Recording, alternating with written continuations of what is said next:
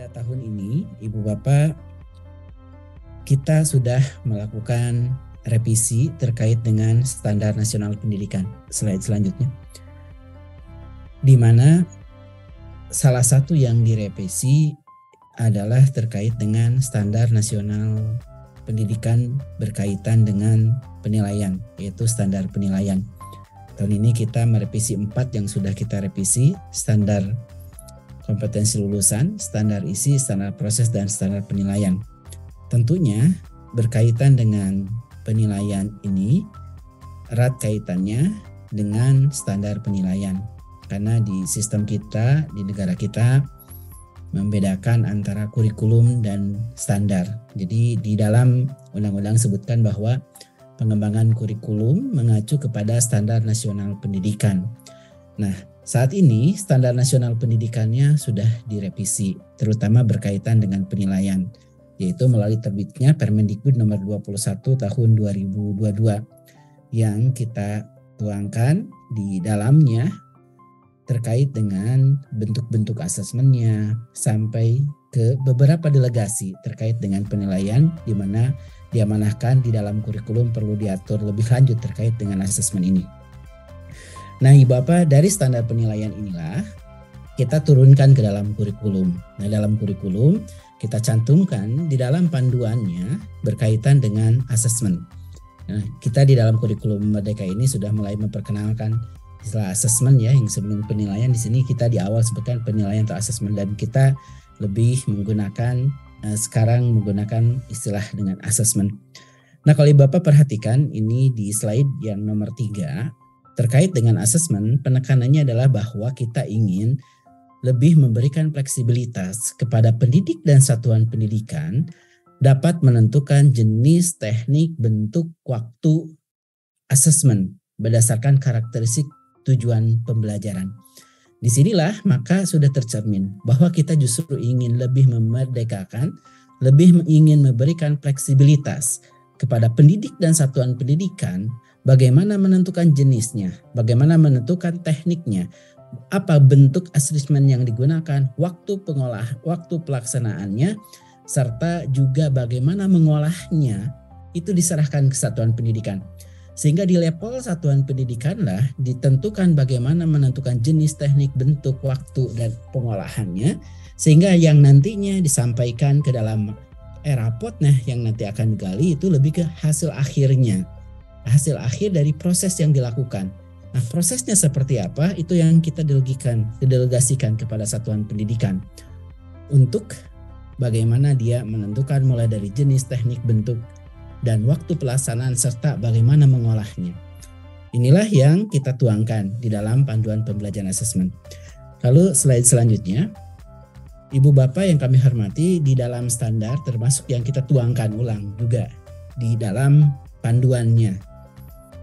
Di sini bentuk asesmen itu ada 2, yaitu bentuk asesmen formatif lalu asesmen sumatif. Nah, di bagian inilah yang mungkin nanti perlu hati-hati karena di dalam standar penilaian kan disebutkan bahwa yang nantinya diolah menjadi laporan hasil belajar itu adalah diambil dari sumatif. Nah, ini yang perlu dipahami dengan baik. Apa sumatif yang dimaksud? Karena selama ini banyak yang memaknai sumatif itu ya penilaian nantinya di akhir semester. UTS, UAS itulah sumatif. Padahal bukan itu yang dimaksud yang ada dalam standar itu. Nah, makanya kami perlu lebih detailkan. Apa itu sumatif, apa itu formatif. Di sini kita jelaskan dalam panduannya, asesmen formatif itu asesmen yang bertujuan memberikan informasi atau umpan balik bagi pendidik dan peserta didik untuk memperbaiki proses belajarnya. Jadi penilaian formatif ini untuk memantau, memperbaiki proses belajar serta mengevaluasi pencapaian tujuan belajar. Ini untuk mengidentifikasi kebutuhan belajar siswa. Bisa jadi kita melakukan asesmen awal, dicek pada saat awal masuk ke kelas, dicek siswa ini sudah sejauh mana pengetahuan yang sudah mereka peroleh. Dari situlah kita bisa menentukan tujuan yang tepat, metode yang tepat apa yang akan kita berikan kepada siswa. Jadi asesmen awal bukan untuk diolah nanti dilaporkan karena justru kita mengetahui kemampuan awal anak. Lalu dalam proses belajar, bisa jadi kita saat bertanya kepada siswa untuk menggali apakah yang kita sampaikan sudah dipahami dengan baik oleh siswa, sehingga bisa menjadi feedback bagi kita untuk memperbaiki apakah ini sudah perlu dilanjutkan atau kita memperbaiki proses belajarnya. Inilah yang kita jelaskan terkait dengan asesmen formatif. Lalu yang kedua ada asesmen sumatif. Nah, asesmen sumatif ini adalah asesmen untuk memastikan ketercapaian tujuan belajar. Ini asesmen sumatif itu bisa jadi Bapak dilakukannya tuh setelah satu tujuan belajar, setelah satu lingkup materi berakhir, dilakukan asesmen dicek. Bisa jadi dilakukan setelah beberapa tujuan, bisa jadi dilakukannya nanti di akhir semester atau di tengah semester. Nah, inilah yang terkait asesmen sumatif, inilah yang jangan sampai dimaknai bahwa asesmen sumatif itu dilakukan di akhir semester. Tidak, bahwa bisa jadi asesmen sumatif itu dilakukan setelah satu tujuan atau satu lingkup materi atau beberapa lingkup materi. Sehingga pada saat Ibu Bapak misalkan di dalam pembelajaran dilakukan asesmen, lakukan ulangan harian. Bisa jadi fungsinya pada saat Ibu Bapak melakukan asesmen harian itu bisa jadi berfungsi sebagai sumatif untuk mengecek kemampuan anak. Apakah terkait tujuan itu sudah tercapai atau belum.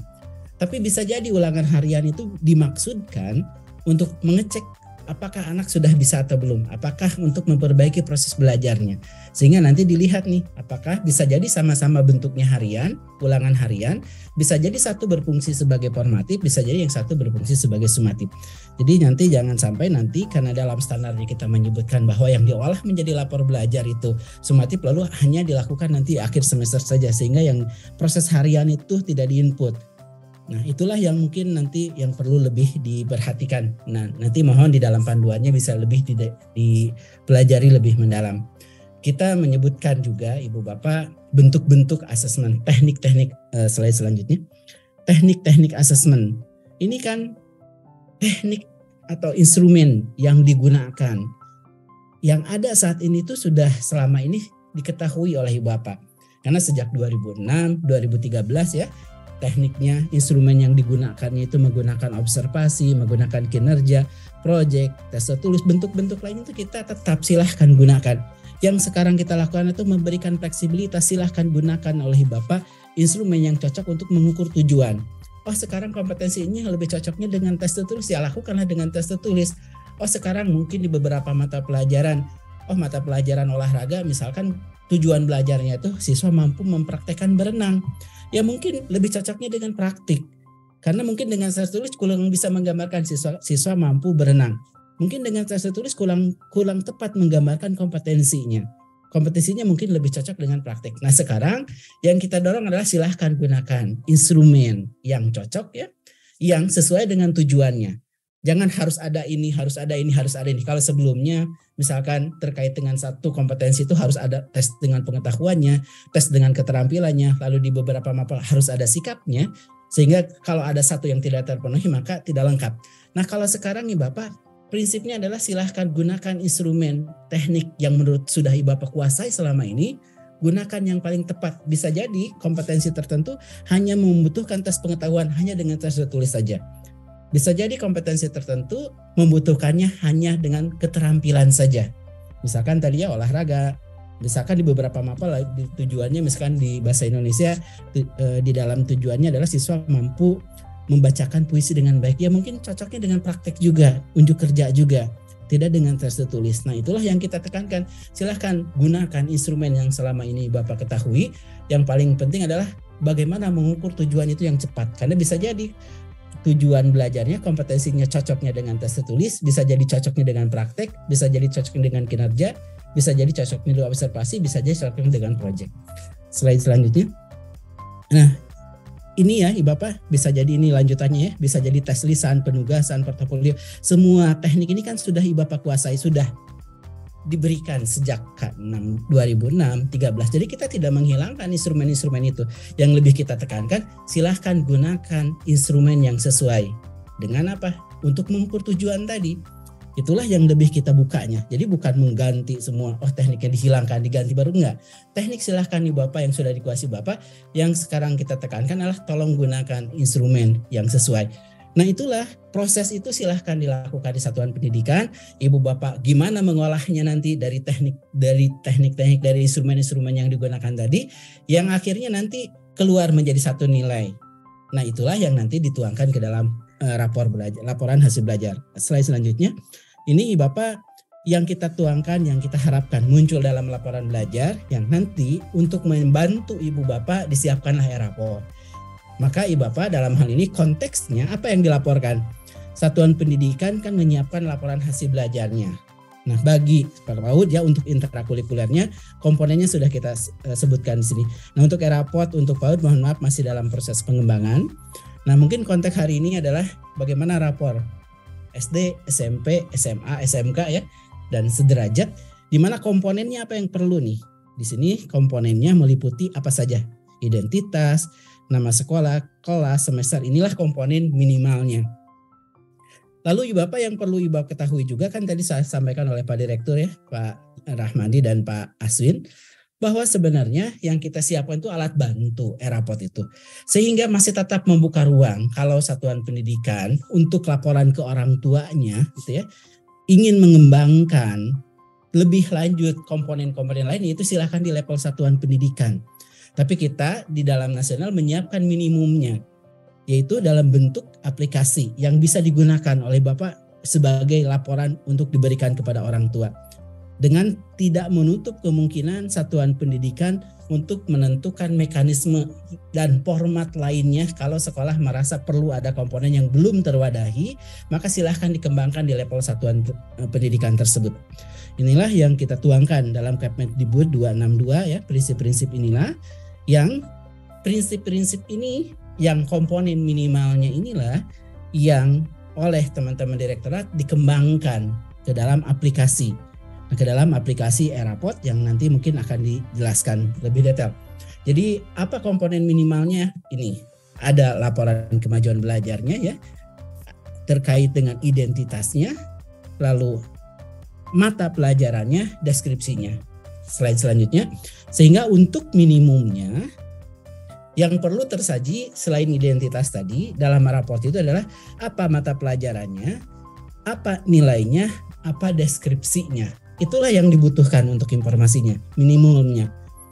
Kalau satuan pendidikan merasa ingin menambahkan format tertentu, nah itu kenapa kok nggak terfasilitasi rapat? Karena kami merasa penting, yaitu silahkan di level satuan pendidikan.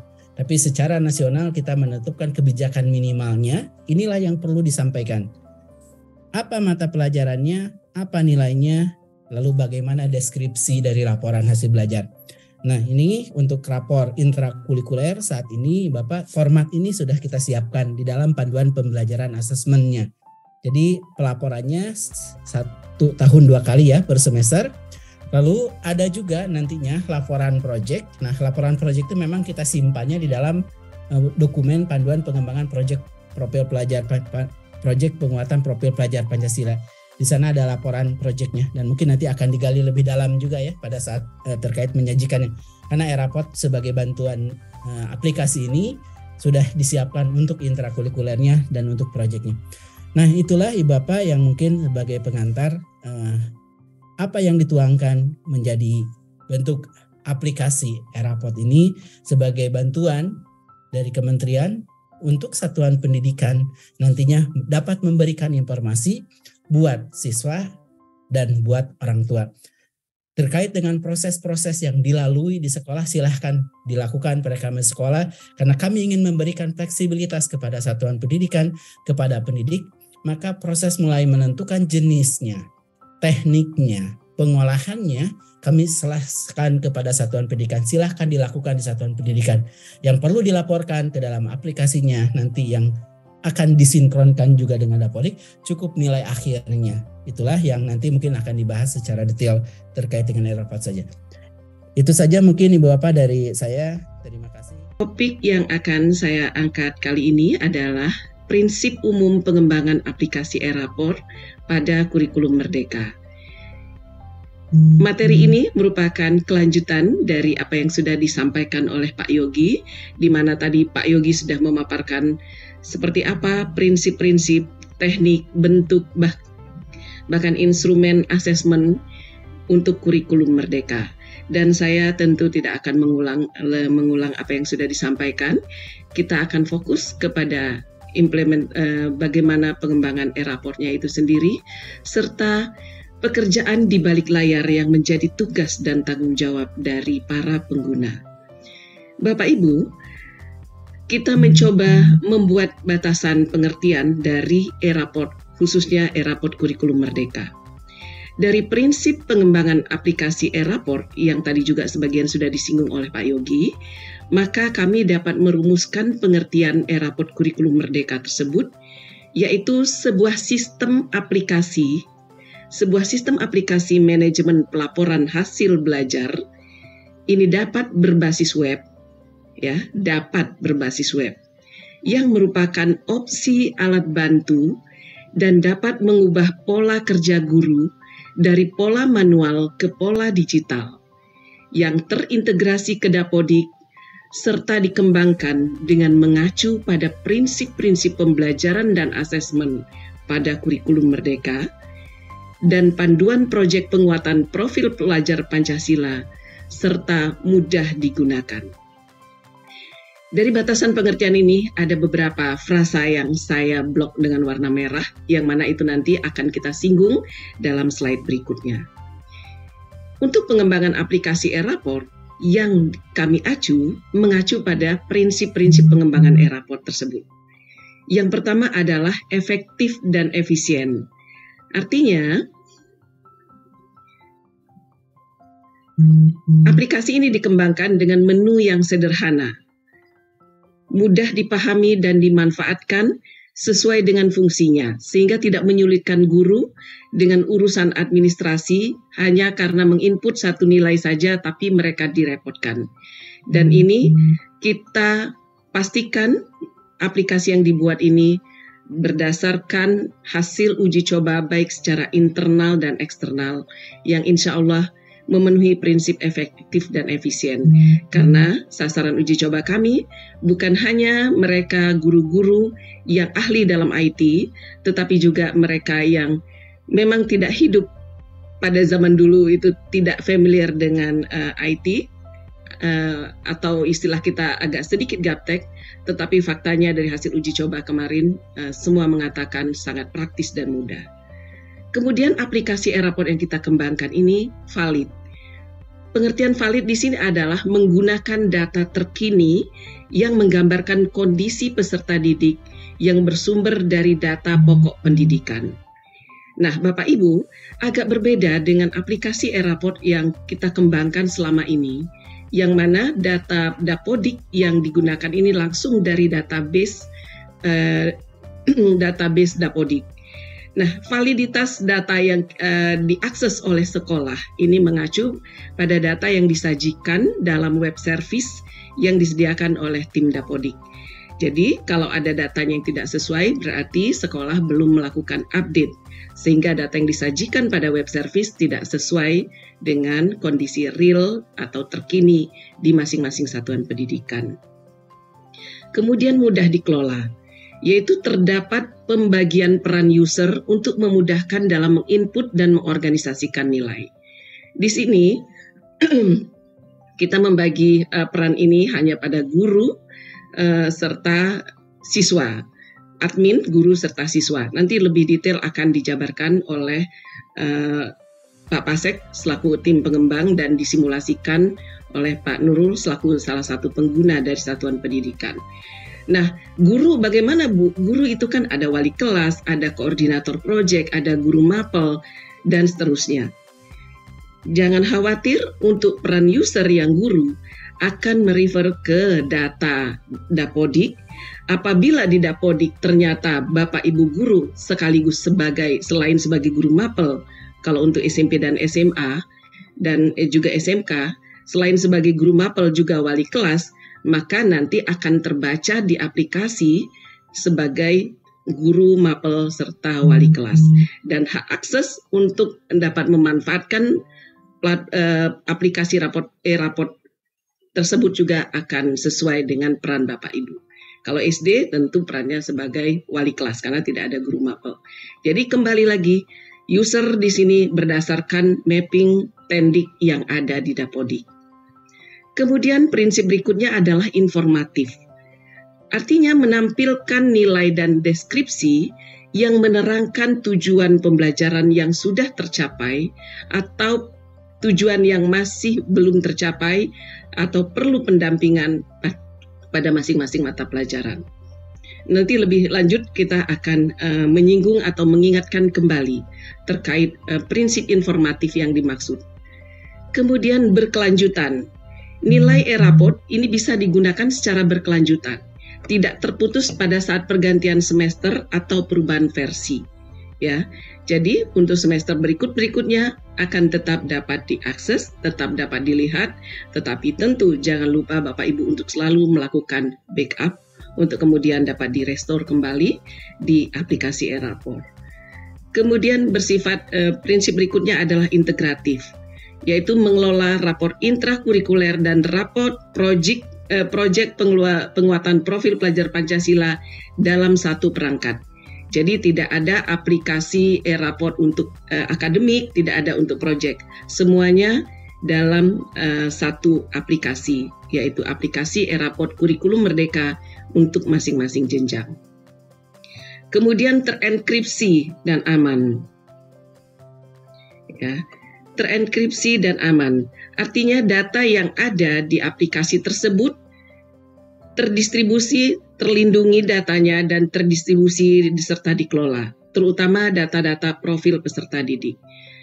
Kami dari masing-masing direktorat juga mengintegrasikan aplikasi software IonCap, nanti lebih teknis mungkin Pak Pasek yang akan menjelaskan. IonCap yang versi terkini yang gunanya adalah mengenkripsi data sehingga bisa memitigasi apabila ada pihak-pihak yang akan menyalahgunakan data pada e-raport di masing-masing jenjang tersebut.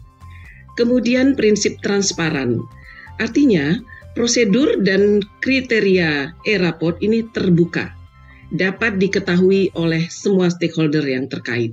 Ya, tidak ada yang ditutup-tutupi, tidak ada yang disembunyikan.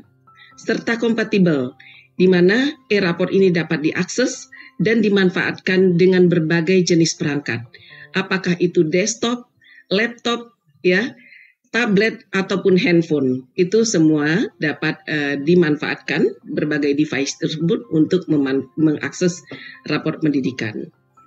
Selanjutnya, selain prinsip pengembangan, next.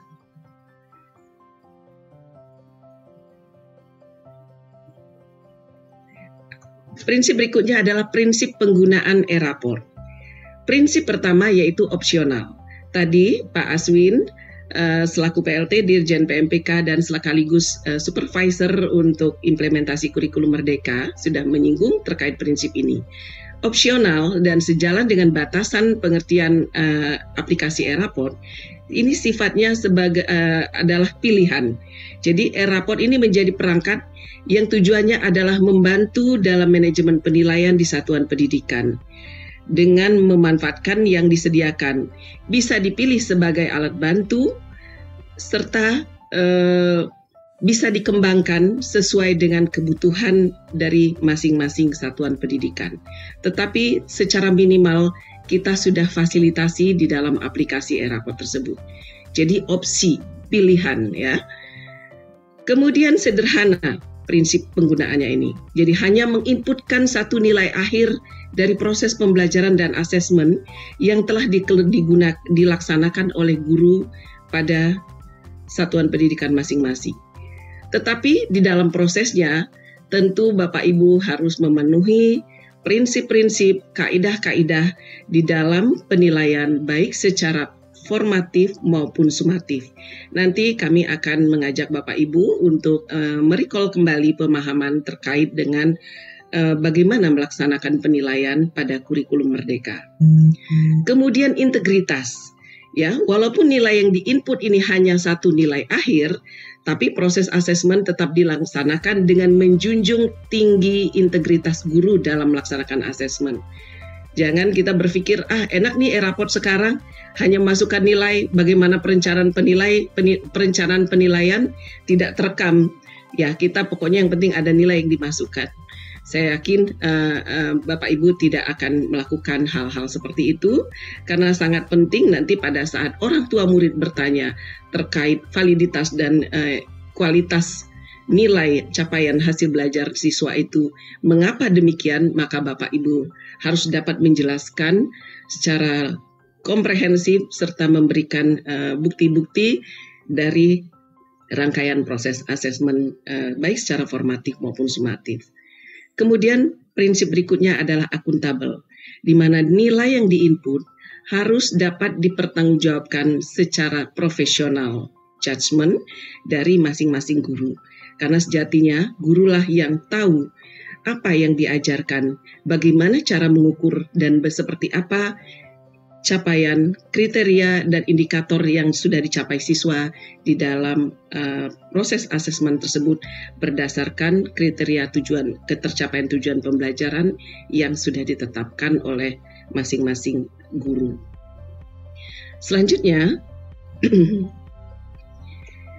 pada aplikasi e-raport, beberapa hal yang diinformasikan. Yang pertama terkait dengan peran, kemudian muatan, serta unduh. Peran di sini tadi sudah saya sampaikan adalah peran dari admin, serta guru dan wali kelas.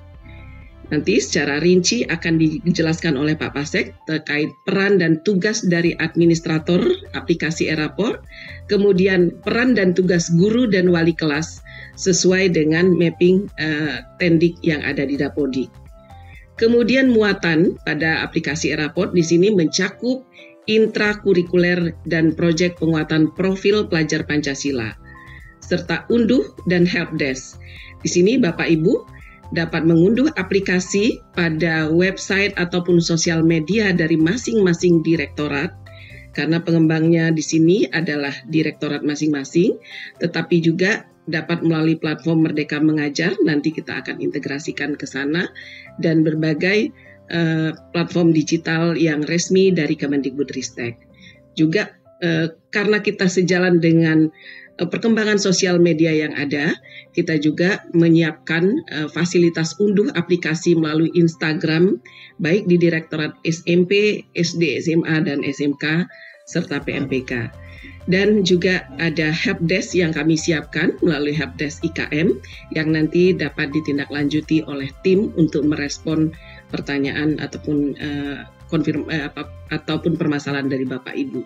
Selain itu juga dapat memanfaatkan grup WA maupun Telegram dari masing-masing jenjang yang sudah menyediakan. Di sana Bapak Ibu bisa saling berdiskusi, sharing dan menanyakan berbagai hal ataupun kendala yang dihadapi.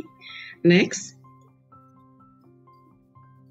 Nah, yang perlu diperhatikan Bapak Ibu, baik bagi admin Dapodik maupun guru, yang pertama bahwa proses pada aplikasi e-raport ini didasari pada data yang terdapat pada Dapodik masing-masing satuan pendidikan.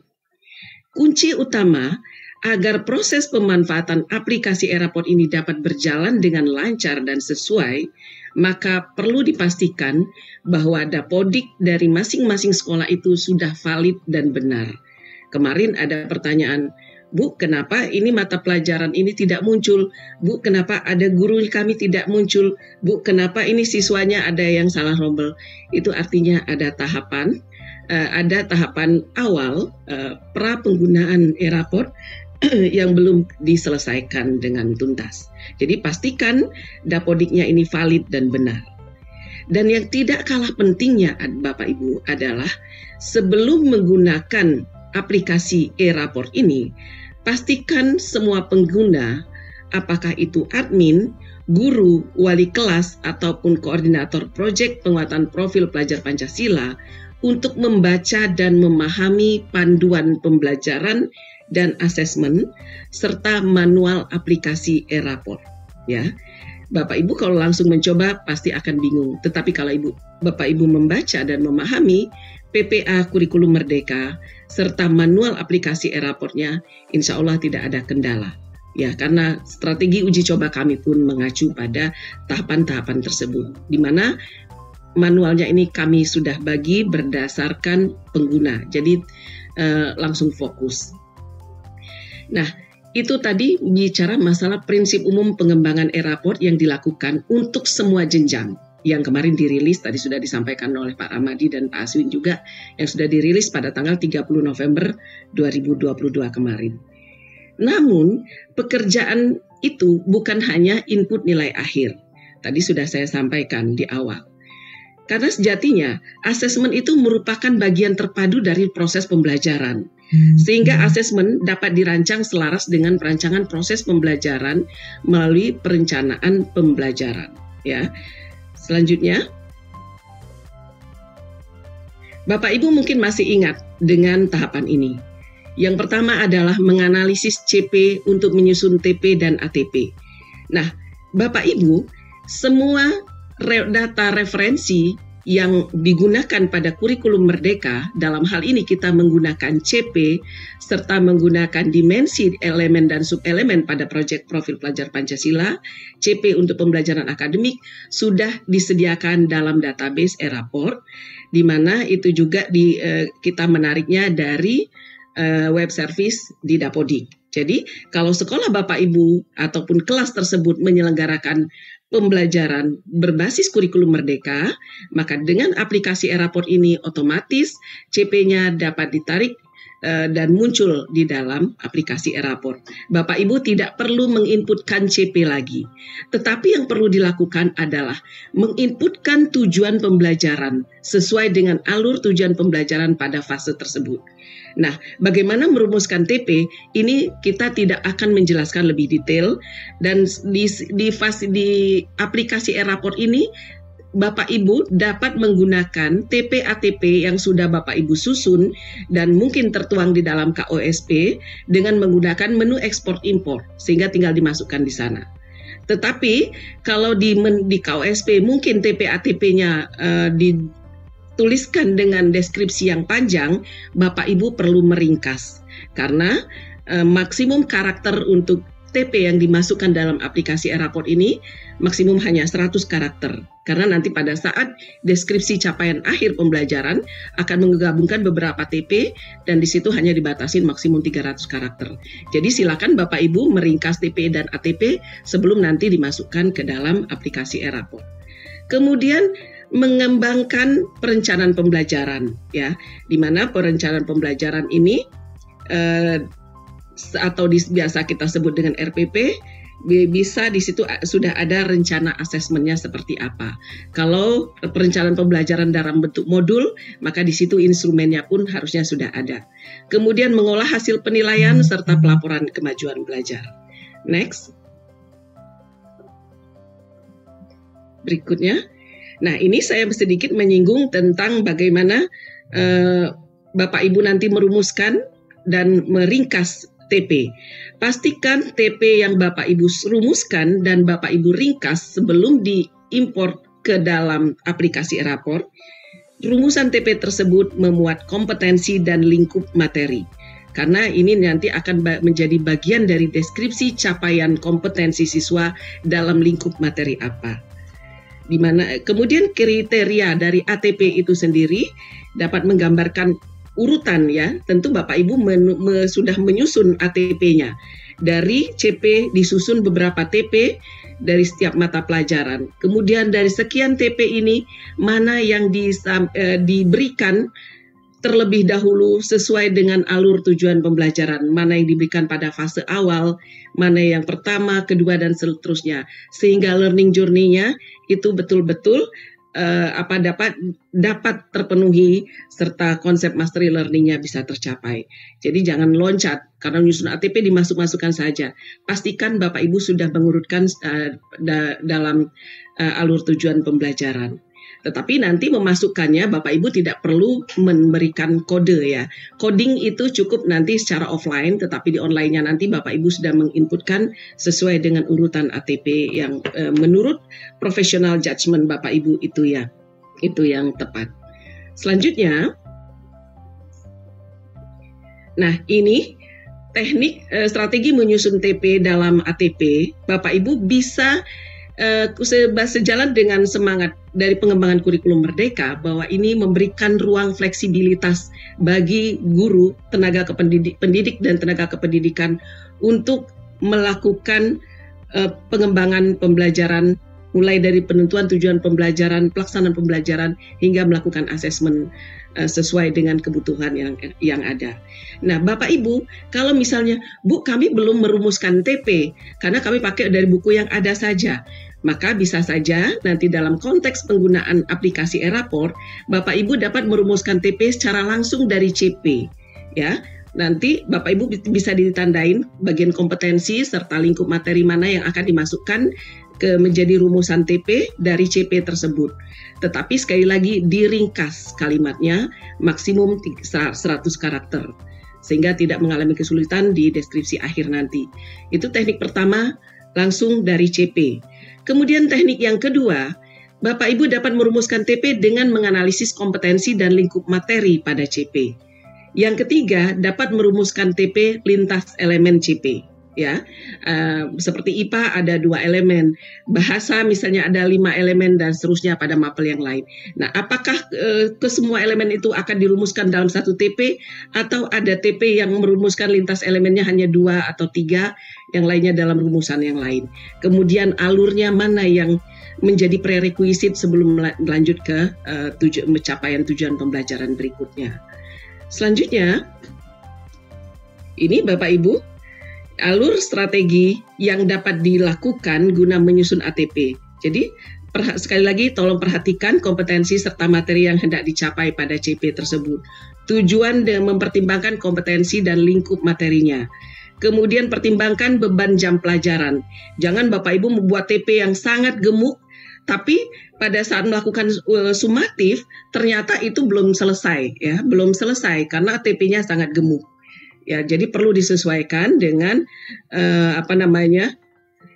beban JP pada mata pelajaran. Kemudian susun tujuan pembelajaran secara linear dari fase awal hingga fase akhir, sehingga akhir fase.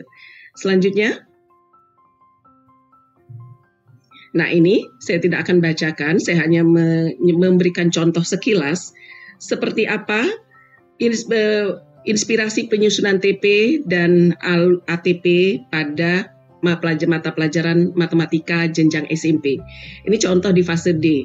Ini elemennya tentang bilangan. Ya, kalau tidak salah matematika itu ada 5 elemen. Ini elemen bilangan. CP-nya ini bisa seperti ini. Kita tinggal mengambil dari yang sudah ada sesuai dengan keputusan Kepala BSK. Kemudian kontennya bilangan bulat, bilangan rasional, bilangan desimal. Nah, TP-nya untuk bilangan bulat, Bapak Ibu bisa membuat TP sedemikian rupa. Kompetensinya mengidentifikasi, lingkup materinya adalah konsep bilangan bulat dalam keseharian. Ya, lingkup materinya konsep bilangan, konteksnya keseharian. Jadi rumusan TP ini sudah memberikan gambaran kompetensi, lingkup materi, serta konteks. Kompetensinya adalah mengidentifikasi dengan lingkup materi penggunaan konsep bilangan bulat, konteksnya dalam keseharian. Kemudian menjelaskan dan menuliskan, membandingkan, dan mengurutkan bilangan bulat, dan seterusnya.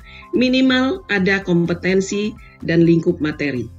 Nah, Bapak Ibu, di dalam dokumen KOSP bisa saja Bapak Ibu memberikan coding ya. Misalnya B ini untuk bilangan.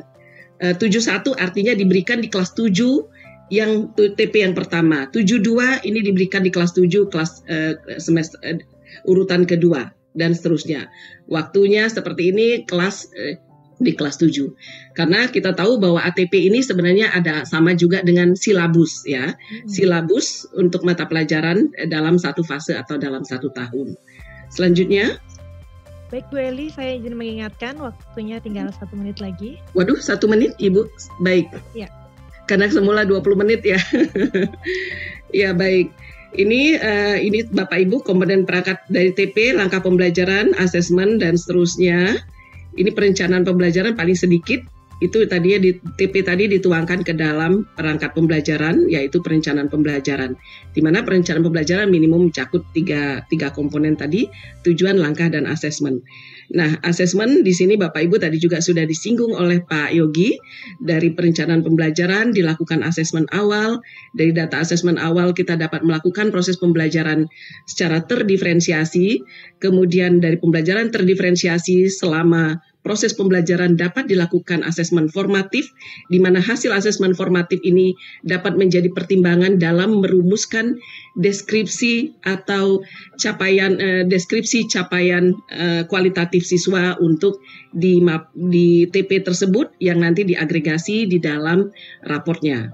Kemudian melaksanakan sumatif akhir pembelajaran, bisa akhir pembelajaran untuk satu TP atau dari beberapa TP, dan sekaligus hasil asesmen itu pun dapat menjadi data asesmen awal untuk pembelajaran berikutnya. Next. Ya, ini saya tidak usah singgung lagi terkait dengan karakteristik asesmen formatif dan sumatif.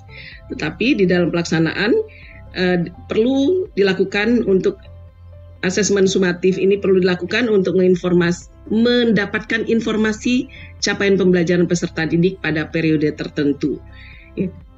Selanjutnya, hasilnya itu dapat digunakan di dalam pengolahan nilai. Ya, ini contoh Bapak Ibu mungkin kalau di layar device-nya masing-masing bisa di zoom ya. Ini contoh pengolahan nilai untuk sumatif. Misalnya dari salah satu mata pelajaran, katakanlah matematika. Dari matematika itu ada 10 TP. Dari 10 TP dilakukan hanya 4 kali sumatif. Sumatif 1, 2, 3, 4. Dan di sini diperoleh nilai akhir sumatif. Kemudian dilakukan nilai sumatif akhir semester. Sumatif akhir semester ini bisa bersifat tes maupun non-tes. Non-tes ini bisa diperoleh melalui observasi yang dituangkan di dalam jurnal ataupun bentuk lain. Kemudian ini nilai akhir dari sumatif akhir semester. Nah, untuk mendapatkan nilai akhir rapor yang nanti akan diinputkan ke rapor, diserahkan kepada sekolah apakah akan menjumlahkan nilai sumatif dengan nilai sumatif akhir semester ini kemudian dibagi 2 atau kita sebut dengan rata atau dengan proporsi misalnya nilai sumatif hariannya ini nilai sumatif berdasarkan sumatif 1 sampai 4 ini diberi bobot 60, akhir semesternya ini 40, itu monggo saja, mau rata silahkan saja. Jadi tidak ada ketentuan baku. Jadi Bapak Ibu guru yang paling tahu mana yang layak dalam secara apakah rata ataupun proporsional. Kemudian data formatif yang bersifat kualitatif itu nanti akan digunakan di dalam merumuskan deskripsi capaian akhir. Jadi setiap TP itu ada nilai. Jadi setiap TP dari beberapa TP ataupun dari per TP dilakukan sumatif. Dari nilai sumatif ini juga ada nilai capaian kualitatifnya.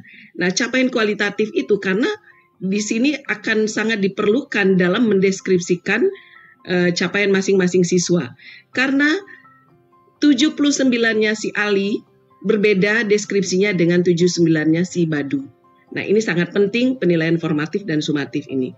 Nah, setelah itu Bapak Ibu baru nanti setelah dirumuskan deskripsi akhir semester dari beberapa kali sumatif dan sumatif akhir semester, barulah nilai akhir ini diinputkan ke dalam rapor dan juga deskripsi akhirnya ini diinputkan di kolom deskripsi format rapor. Next.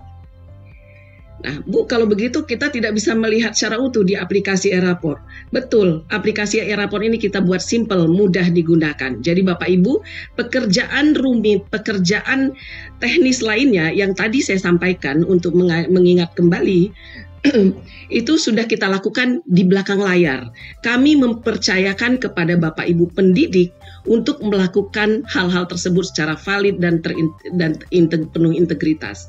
Sehingga kita tidak perlu mendikte ataupun memaksa Bapak Ibu untuk mapping perencanaan, rangkaian proses nilai harian dan deskripsi dari masing-masing TP itu harus diakomodir di dalam e-rapor. Bapak Ibu cukup lakukan itu di belakang layar.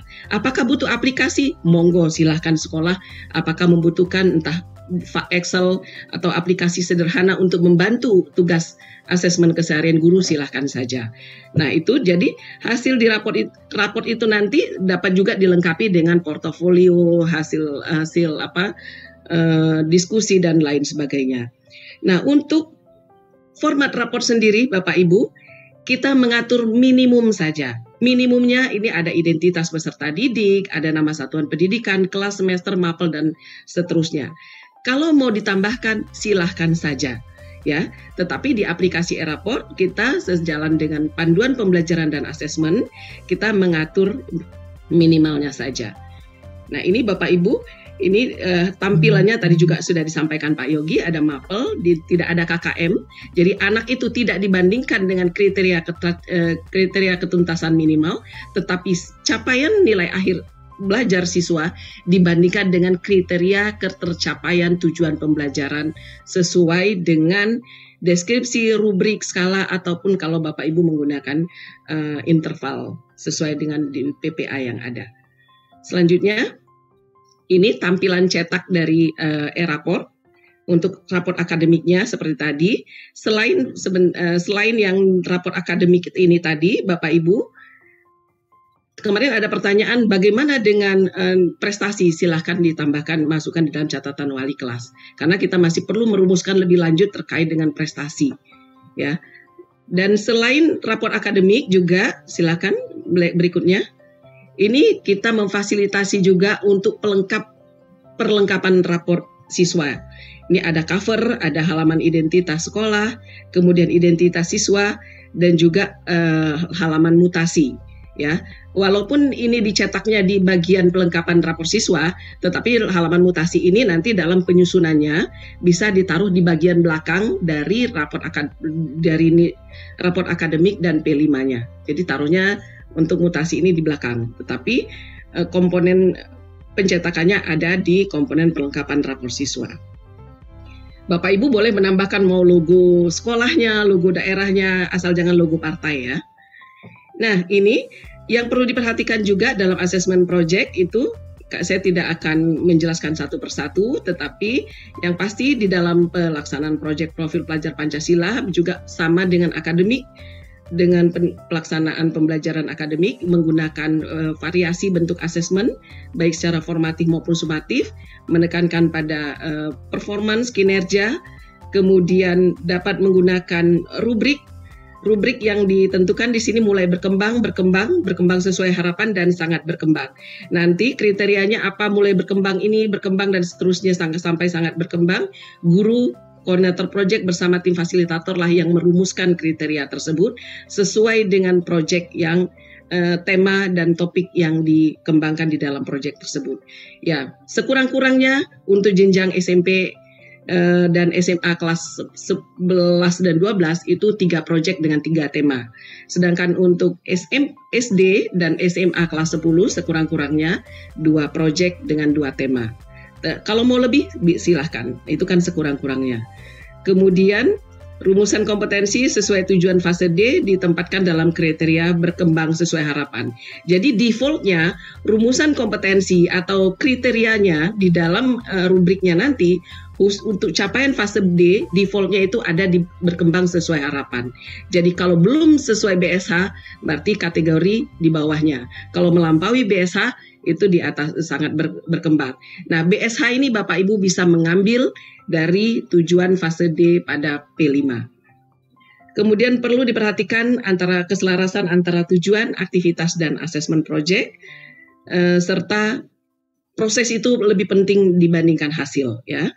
Laporan hasil belajar untuk P5 ini terpisah antara P5 dengan intra. Ya, dan untuk raport project ini dapat diberikan 1 kali dalam 1 tahun. Jadi bisa dikumpulin dulu projectnya. Nah, ini tampilan raport projectnya nanti lebih detail nanti pada paparan Pak Pasek dan Pak Nurul. Ya, di sini sesuai rubriknya. Nah, Bapak Ibu, untuk mengunduh aplikasi e-raport ini bagi yang belum, Bapak Ibu dapat membuka tautan website masing-masing direktorat sebagaimana yang tertampil. Kemudian hal-hal yang perlu ditanyakan dapat menghubungi helpdesk IKM di nomor berikut. Jadi sekali lagi, ini yang dapat kami tampilkan. Nanti lebih lanjut kita dapat pada sesi tanya jawab, berdiskusi lebih lanjut. Terima kasih, saya kembalikan ke Bu Okta. Ya, baik. Terima kasih atas paparannya Ibu Eli. Izin Ibu Eli untuk tetap bersama kami hingga akhir acara. Jika nanti ada peserta yang ingin bertanya, bisa langsung bertanya kepada Ibu Eli. Sahabat GTK, sebelum kita mendengarkan paparan narasumber selanjutnya, mari kita simak video pesan Mas Menteri berikut ini.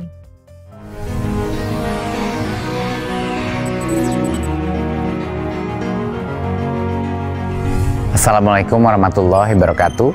Salam sejahtera bagi kita semua. Om Swastiastu, Namo Buddhaya, salam kebajikan, Rahayu. Sampai hari ini, kami di Kemendikbudristek telah meluncurkan 21 episode Merdeka Belajar yang menyentuh berbagai aspek pendidikan. Tujuan utama dari Merdeka Belajar adalah mendorong perbaikan kualitas dan pemulihan dari krisis pembelajaran, khususnya melalui kurikulum Merdeka, yang kami luncurkan bersama platform Merdeka Mengajar sebagai Merdeka Belajar episode ke-15. Saya sangat mengapresiasi inisiatif Ibu dan Bapak Kepala Sekolah dan guru di lebih dari 140.000 satuan pendidikan yang telah memilih menerapkan kurikulum Merdeka pada tahun ajaran 2022-2023 ini. Sekolah yang menerapkan kurikulum Merdeka nantinya akan merasakan 3 keunggulan dari kurikulum ini. Pertama, kurikulum Merdeka fokus pada materi esensial, sehingga guru tidak terburu-buru dalam mengajar, bisa lebih memperhatikan proses belajar murid dan menerapkan pembelajaran yang mendalam. Kedua, kurikulum Merdeka memberi jam pelajaran khusus bagi pengembangan karakter melalui proyek penguatan profil pelajar Pancasila. Ketiga, kurikulum Merdeka memberi fleksibilitas bagi sekolah untuk merancang kurikulum operasionalnya sendiri, dan bagi guru untuk menyesuaikan pembelajaran dengan tingkat kemampuan muridnya. Kerangka kurikulum Merdeka yang fleksibel akan memudahkan sekolah, termasuk yang minim fasilitas atau berada di wilayah terpencil, untuk merancang pembelajaran yang sesuai kebutuhannya. Khususnya untuk jenjang SMA, kami telah menghapus penjurusan dan memberikan keleluasaan bagi peserta didik untuk memilih mata pelajaran sesuai dengan minat dan rencana karirnya. Saat ini kami juga sedang menata kembali skema masuk perguruan tinggi negeri agar sejalan dengan prinsip pembelajaran dalam kurikulum Merdeka. Dengan mengedepankan konsep kemerdekaan dalam proses belajar, tidak ada paksaan bagi sekolah untuk menerapkan kurikulum Merdeka. Di tahun ajaran 2022-2023, sekolah dapat menerapkannya dengan tingkat yang berbeda-beda sesuai kesiapannya masing-masing. Oleh karena itu, saya minta agar pemerintah daerah dan dinas pendidikan tidak memaksakan tingkat penerapan kurikulum Merdeka. Yang perlu dilakukan adalah membentuk dan mengaktifkan komunitas-komunitas belajar, yaitu komunitas bagi para guru untuk bersama-sama mempelajari dan menerapkan berbagai materi yang sudah ada di platform Merdeka Mengajar. Dengan komunitas belajar inilah para guru bisa berkolaborasi, berbagi praktik baik, dan melakukan refleksi atas penerapan kurikulum Merdeka di kelasnya masing-masing. Kami di Kemendikbudristek tentunya akan terus mendampingi proses penerapan kurikulum Merdeka melalui UPT-UPT di daerah dan menyediakan berbagai materi pelatihan di platform Merdeka Mengajar. Kami juga menyediakan situs resmi sebagai sumber informasi terpercaya tentang kurikulum Merdeka, yaitu kurikulum.kemdikbud.go.id dan kurikulum.gtk.kemdikbud.go.id. Kurikulum Merdeka adalah terobosan yang membantu guru dan kepala sekolah mengubah proses belajar menjadi jauh lebih relevan, mendalam, dan menyenangkan. Bersama-sama kita akselerasi peningkatan mutu pendidikan kita dengan kurikulum Merdeka dan platform Merdeka Mengajar untuk membawa Indonesia melompat ke masa depan. Mari terus bergerak serentak, memimpin pemulihan, dan mewujudkan Merdeka Belajar. Terima kasih. Wassalamualaikum warahmatullahi wabarakatuh. Om Shanti Shanti Shanti Om. Namo Buddhaya.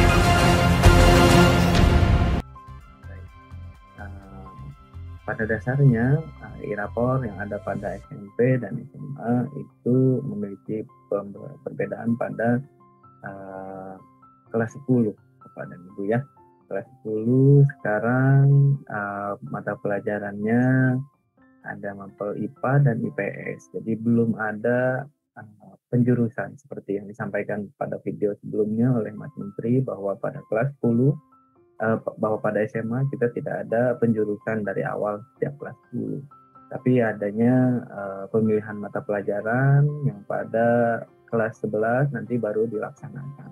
Nah, pada kelas 10 ini maka mata pelajaran pilihan seperti pada IPA dan IPS itu tergabung dalam satu mata pelajaran. Ini meneruskan dari fase sebelumnya di fase D masuk ke fase E di SMA.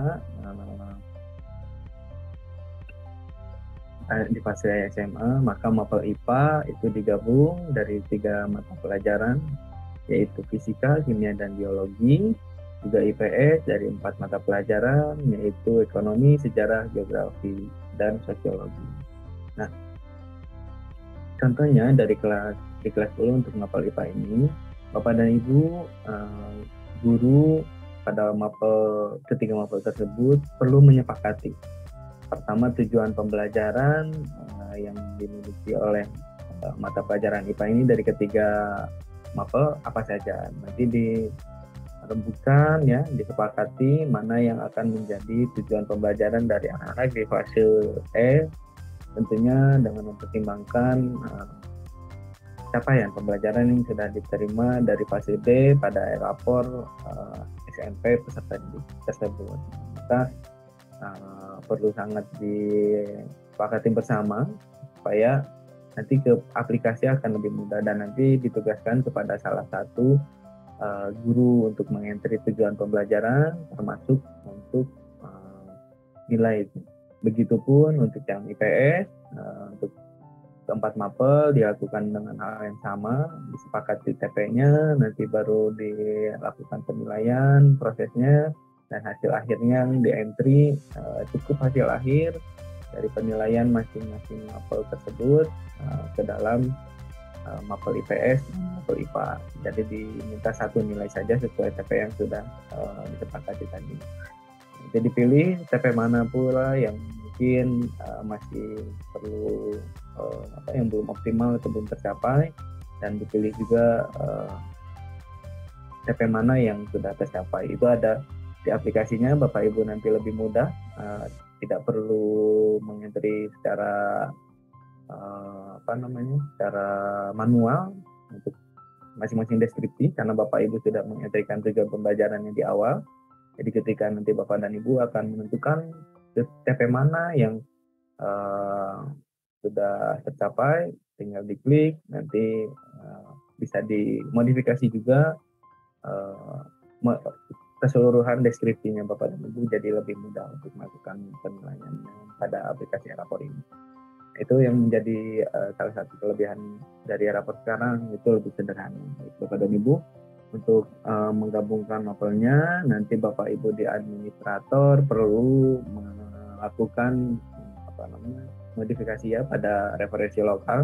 Nanti dipilih submenunya gabung mapel. Nah, mapel mana yang akan digabungkan? Nah, mungkin terlihat di situ ya. Akan ditampilkan daftar penggabungan mapel yang telah dibuat. Gitu. Kalau sudah dibuat, kalau belum berarti Bapak dan Ibu nanti menggabungkan dulu ya.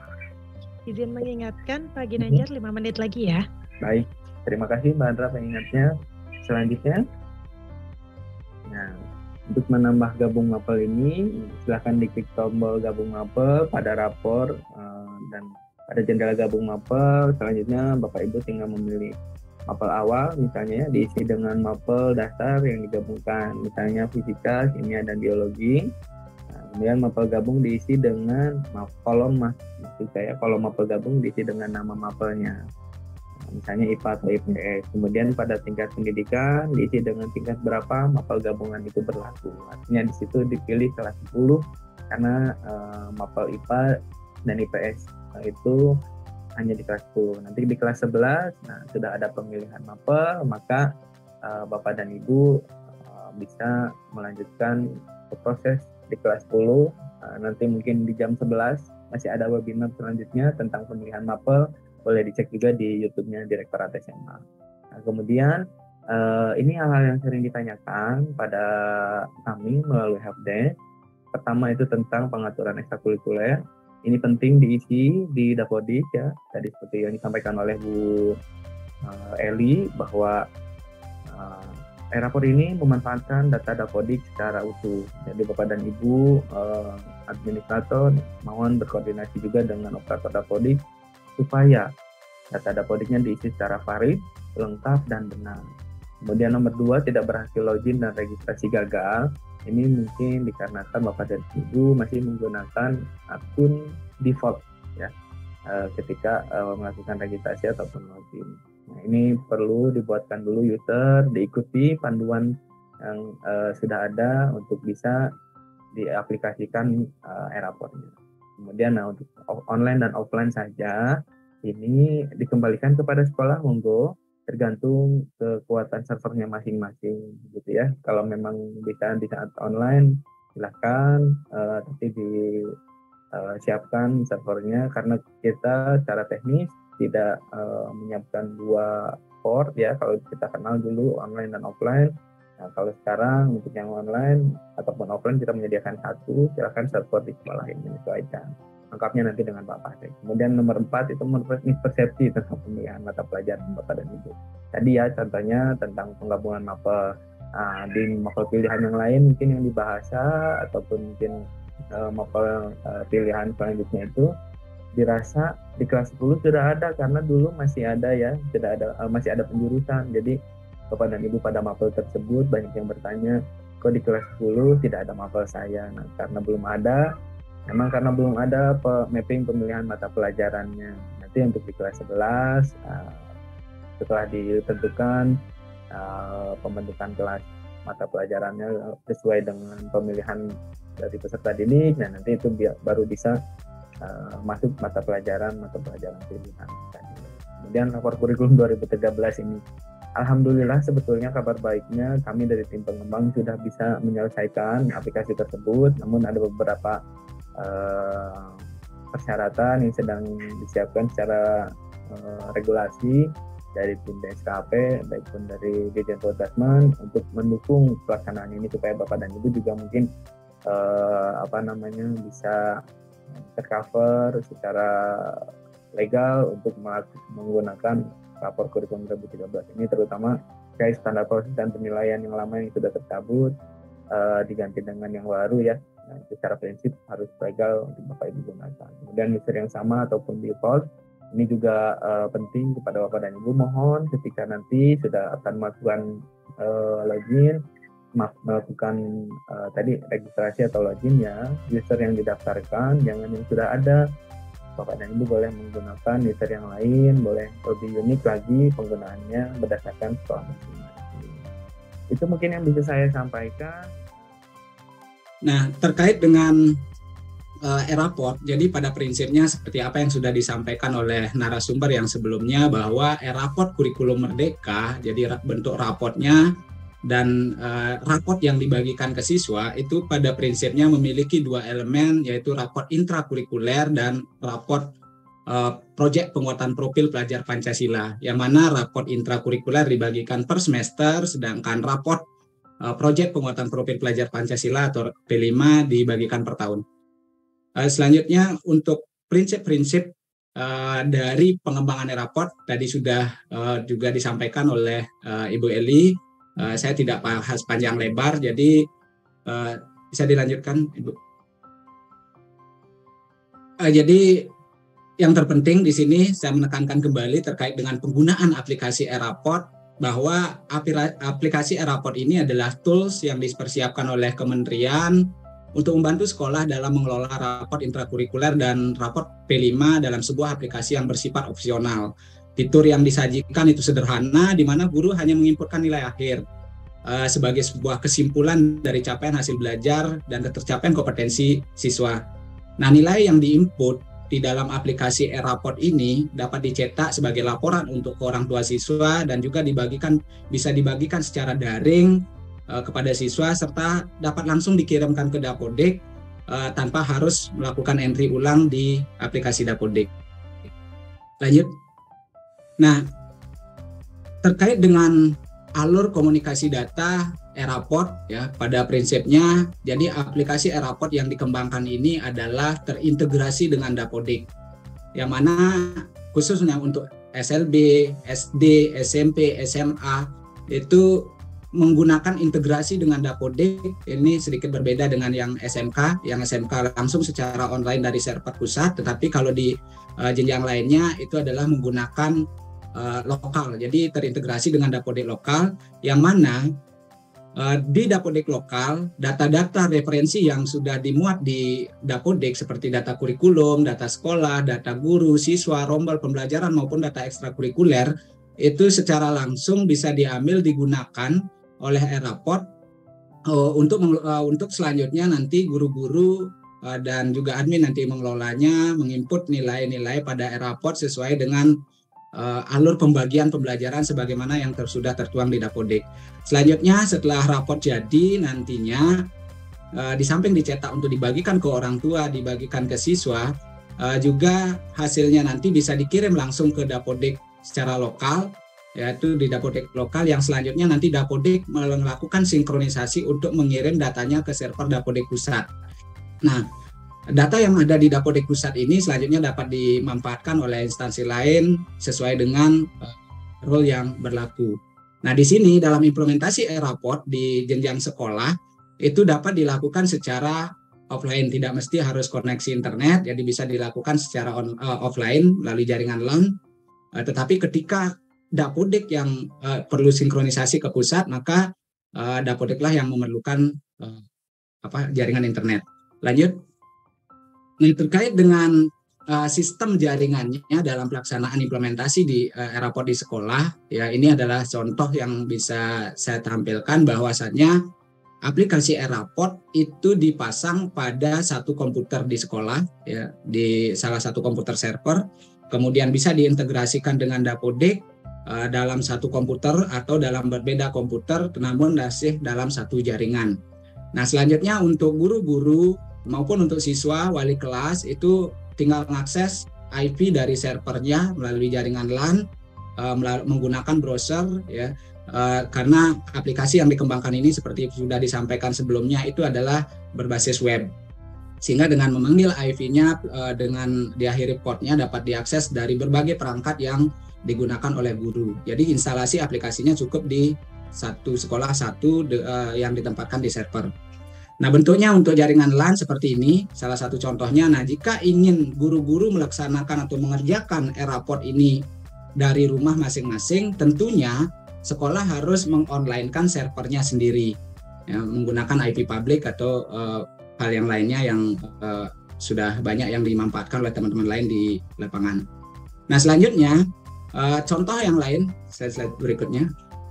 Nah, contoh sistem jaringan yang alternatif yang bisa ditempuh oleh sekolah jika ingin mengerjakan raport ini secara online, tentunya sekolah harus bisa menyiapkan server online. Ya, salah satu fitur yang bisa dimanfaatkan ini adalah pada cloud server. Jadi aplikasi Eraportnya diinstal pada cloud server, kemudian guru-guru nantinya kalau sudah terkoneksi internet, maka dari mana saja, kapan saja bisa melakukan akses terhadap Eraport itu. Jadi intinya setiap sekolah nanti memasang aplikasi Eraportnya itu cukup pada server, ya bisa ditempatkan di cloud atau di server jaringan lokal. Guru-guru yang lainnya mengakses melalui jaringan. Nah, berikutnya terkait dengan aplikasi yang dikembangkan ini, syarat berjalannya sistem, slide berikutnya. Secara teknis aplikasi ini berjalan itu adalah pada komputer berbasis Windows, ya minimal untuk bisa menjalankan itu prosesor minimal dual core, OS-nya dalam hal ini karena aplikasi baru dikembangkan berbasis Windows, jadi bisa dijalankan di komputer Windows, minimal RAM-nya 4 GB, ruang harddisk-nya minimal itu ada 1 GB. Nah, sementara dari sisi persiapan proses instalasi itu tentunya sama halnya seperti proses instalasi pada umumnya pada Dapodik misalnya, itu silakan nanti sekolah persiapkan salah satu komputer yang dimanfaatkan sebagai server, kemudian prosesnya nanti untuk di dalam jaringan tentunya menonaktifkan firewall, dan tentunya juga nanti ketika proses instalasi bisa dinonaktifkan dulu antivirus yang terpasang. Pastikan bahwa pada komputer ini juga terinstal web browser terbaru tanpa plugin. Nah, rekomendasinya tanpa plugin. Nah, rekomendasi yang yang bisa dimanfaatkan ini misalnya Google Chrome atau Microsoft Edge. Jadi itu yang bisa digunakan ya. Lanjut. Nah, ada 5 komponen penting di dalam penggunaan aplikasi Eraport seperti apa yang sudah juga sempat disinggung tadi sebelumnya oleh Bu Eli, bahwa implementasi Eraport di sekolah ini tentunya ada peran masing-masing ya. Sebagaimana yang pertama itu adalah operator. Operator yang dimaksudkan itu adalah operator Dapodik. Yang mana dengan aplikasi Dapodiknya, operator Dapodik itu menginput seluruh data individu sekolah, baik itu data sekolah, data siswa, PTK, kemudian kelas, wali kelas, input pembelajaran, ekskul, serta membuatkan web service untuk bisa nanti terintegrasi dengan Eraport. Nah, selanjutnya yang kedua adalah administrator. Nah, terkait dengan administrator ini ya bisa sama dengan operator atau berbeda. Namun dalam hal ini memiliki tugas yang berbeda. Nah, administrator itu memiliki tugas yang pertama ya mendaftarkan web service agar bisa terkoneksi dengan Dapodiknya, kemudian mengambil data Dapodik dari server Dapodik. Selanjutnya membuatkan mengenerate user untuk guru-guru agar bisa login ke aplikasi, mengecek kesesuaian referensi dari referensi data yang sudah diambil dari data Dapodik, dan menyesuaikan ada beberapa data yang memang diperlukan oleh raport tetapi tidak tersedia di Dapodik, seperti contohnya misalnya alamat orang tua itu tidak tersedia di Dapodik, itu ditambahkan di aplikasi Eraportnya. Jadi hal ini data-data yang sudah ada di Dapodik itu tidak bisa ditambahkan di Eraport, tetapi harus diperbaiki dari sisi Dapodik. Selanjutnya tugas admin juga yang terpenting juga adalah menyiapkan referensi lokal, yang mana referensi lokal ini adalah referensi yang hanya berlaku di sisi aplikasi Eraport tanpa mengganggu data-data yang sudah ada di Dapodik. Misalnya mapping mata pelajaran, mapping mapel raport, artinya nanti membuat urutan mata pelajaran yang akan ditampilkan di raport serta menyesuaikan nama-nama mata pelajaran agar tampil di Eraport sesuai. Nah, seperti contohnya misalnya di Dapodik nama mata pelajarannya masih ada matematika umum itu, tetapi mata pelajaran yang tampil di raport adalah matematika, sehingga perlu disesuaikan di tampilan raportnya melalui mapping mapel. Nah, selain itu juga seperti yang sudah disinggung sebelumnya bahwa di raport itu di halaman depan, khususnya di bagian pelengkap itu disediakan ada fitur untuk logo, baik logo Pemda maupun logo sekolah nanti bisa diganti melalui fitur ini, yang mana fitur referensi lokal ini hanya berlaku di sisi lokal untuk raport saja. Kemudian nanti juga bisa menambahkan beberapa fitur lainnya seperti ada tanda tangan dan juga ada input tanggal raport, tempat tanggal raport yang nantinya akan ditampilkan di bagian tanda tangan. Nah, selanjutnya terkait dengan P5, jadi di sisi admin juga nanti menyesuaikan ya referensi, tema, dimensi, elemen, subelemen ini sudah ada di aplikasi raport, tinggal dicek. Dan juga nanti menambahkan data-data proyek apa yang akan diambil di sekolah tersebut, kemudian dimensi apa, elemen apa, subelemen apa yang dikembangkan di masing-masing proyek, yang selanjutnya nanti menjadi bagian untuk guru koordinator proyek untuk menginputkan nilai. Jadi prosesnya itu ya. Izin Pak Pasek 5 menit lagi ya? Ya, 10 menit ya? Nah, 20 menit ya? 5 menit lagi, okay. Iya. Oke. Lanjut, jadi terkait dengan hal ini, sesuai dengan fungsinya yang kembali tadi yang tadi. Jadi selain admin juga ada guru mapel, yang mana guru mapel ini memiliki tupoksi untuk menginput ya. Jadi menginput nilainya itu adalah guru. Jadi bukan admin, bukan operator. Jadi nanti guru menginputkan tujuan pembelajaran, nilai raport, dan juga menentukan deskripsinya. Dan deskripsi pada raport kurikulum merdeka yang diluncurkan ini bisa dibuat secara manual, bisa juga dengan bantuan menceklis tujuan-tujuan pembelajaran mana yang sudah dicapai secara optimum pada setiap capaian pembelajarannya, pada setiap tujuan pembelajarannya, serta tujuan-tujuan pembelajaran mana yang itu yang belum dicapai secara optimum, dalam artian perlu pendampingan, perlu penguatan. Jadi tinggal checklist, maka otomatis nanti deskripsi akan dibuatkan. Nah, ini tugasnya adalah dari sisi guru mata pelajaran. Nah, khusus untuk koordinator proyek nanti menginput P5-nya, nilai-nilainya, serta menginput catatan proyek ya. Sedangkan untuk pembina ekskul yang bertugas sebagai pembina ekskul yang terdaftar di Dapodik nanti akan menginput nilai-nilai ekskul. Nah, berikutnya itu adalah wali kelas. Wali kelas dalam hal ini memiliki fungsi dan tugas dia menginput rekap absen, rekap ketidakhadiran, kemudian ekstrakurikuler yang tidak diinput oleh pembina ekskul, serta membuat catatan wali kelas untuk di bagian siswa, serta mencetak raport. Nah, cetak raport ini bisa dilakukan oleh wali, juga bisa dilakukan oleh admin. Nah, dari sisi siswa, kalau diizinkan untuk melakukan akses dari sisi siswa, maka siswa juga di sini punya peran untuk bisa mendapatkan rekaman data nilai dari semester 1 sampai semester akhir, serta mendownload dan mencetak raportnya. Fitur-fitur yang ada seperti yang disampaikan juga tadi, bahwa di sini bisa dilakukan ada beberapa edit profil, kemudian cek status penilaian, serta melakukan import nilai itu disediakan dari sisi aplikasi. Lanjut. Nah, ini adalah alur kerja dari administrator, bahwa aplikasi ini tidak serta-merta langsung ketika diinstal langsung gurunya bekerja, tetapi ada hal yang harus diselesaikan dulu oleh admin sebelum gurunya bekerja, karena referensi ini sangat bergantung pada referensi awal. Oleh karena itu, alur kerja dari admin, guru, dan wali kelas itu harus diikuti agar nanti tidak timbul masalah. Lanjut. Nah, dari sisi admin tentunya tugas-tugasnya seperti yang diuraikan tadi, bahwa admin itu pertama kali melakukan instalasi, login, kemudian melakukan setting web service, mengambil data Dapodik, kemudian membuat user, mengenerate, kemudian melakukan manajemen referensi dari data yang ada dari Dapodik, yang bersumber dari Dapodik, serta referensi lokal sebagaimana yang sudah dijelaskan tadi, termasuk juga manajemen referensi P5.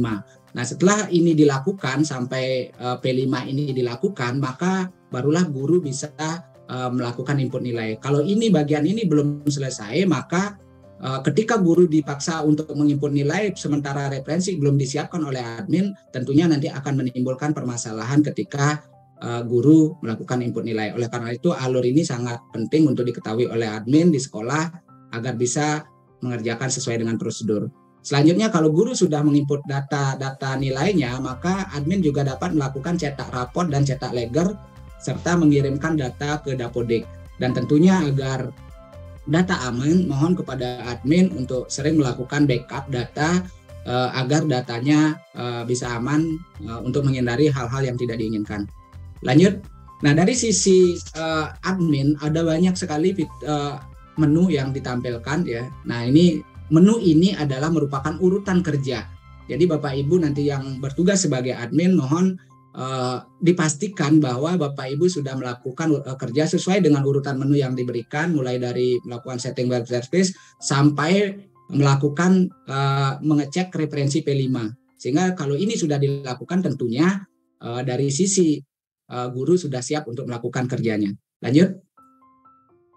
Alur kerja dari sisi guru. Nah, di dalam aplikasi raport kurikulum merdeka yang kita kembangkan ini dengan fitur yang sederhana, ini Bapak Ibu seperti yang juga sudah disampaikan tadi, bahwa guru ketika login itu yang dilakukan adalah pertama input tujuan pembelajaran yang di breakdown dari CP-CP sebagaimana yang sudah disampaikan oleh narasumber sebelumnya, Bu Eli.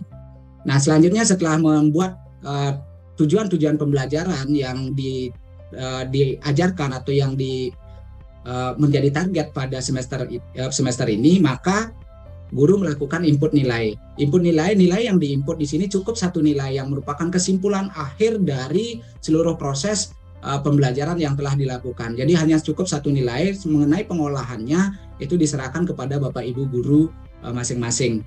Nah, selanjutnya hasil kesimpulan akhir yang merupakan satu nilai ini diinput di sisi aplikasi, kemudian dibuatkan deskripsinya.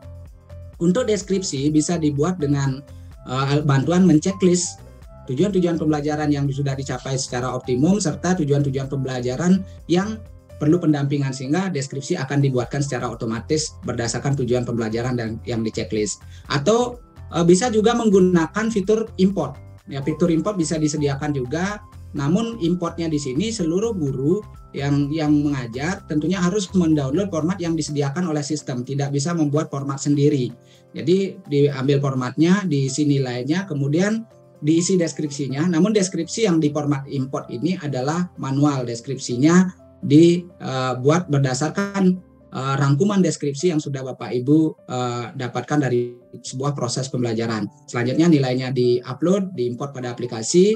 Nah, setelah itu Bapak Ibu guru bisa mengecek status penilaian, kemudian wali nanti akan bisa mendapatkan nilainya untuk dicetak menjadi raport. Khusus untuk pembina ekskul bisa menginput nilai ekskulnya, sedangkan koordinator proyek P5 nanti menginput nilai proyeknya. Lanjut, nah dari sisi wali kelas nanti untuk guru-guru yang bertugas sebagai wali kelas, maka dia akan mendapatkan fitur menu langsung sebagai wali kelas yang sudah dibuatkan dalam satu frame di bawahnya menu wali kelas. Nah, untuk wali kelas tugasnya nanti ketika guru sebagai wali kelas, nanti menu ini akan menggambarkan juga alur di mana wali kelas bisa mengecek, melakukan update terhadap data siswa, terutama data siswa yang tidak ada tersedia di Dapodik untuk bisa dibantu untuk di-update. Kemudian input rekap absensi, input ekstrakurikuler, input kenaikan kelas, input catatan wali kelas, cek status penilaian ini bisa dilakukan oleh wali kelas. Kemudian mengecek capaian nilai raport siswa dari semester awal sampai semester akhir, serta cetak, leger, dan raport. Baik raport intrakurikuler maupun raport proyek itu dicetak oleh wali kelas. Hanya saja untuk raport proyek itu dicetaknya di akhir tahun, sedangkan raport intra itu di akhir semester. Nah, terkait dengan tampilannya, ya seperti tadi juga sudah disampaikan, lanjut ya. Jadi ini adalah bentuk-bentuknya sebagaimana yang sudah dibuat di aplikasi raport sesuai dengan PPA, bahwa bentuk raportnya seperti ini. Lanjut slide-nya. Ini adalah bagian raport intrakurikuler, bentuknya seperti ini, seperti juga sudah disampaikan tadi contohnya, dan raport project juga slide berikutnya. Ya, jadi ini adalah bentuk raport project-nya. Ya. Slide-nya dilanjutkan. Ya, jadi ini adalah bentuk raport project, ya, raport project yang mana hasilnya ini adalah merupakan hasil inputan dari koordinator project yang nanti tinggal dicetak oleh wali kelas.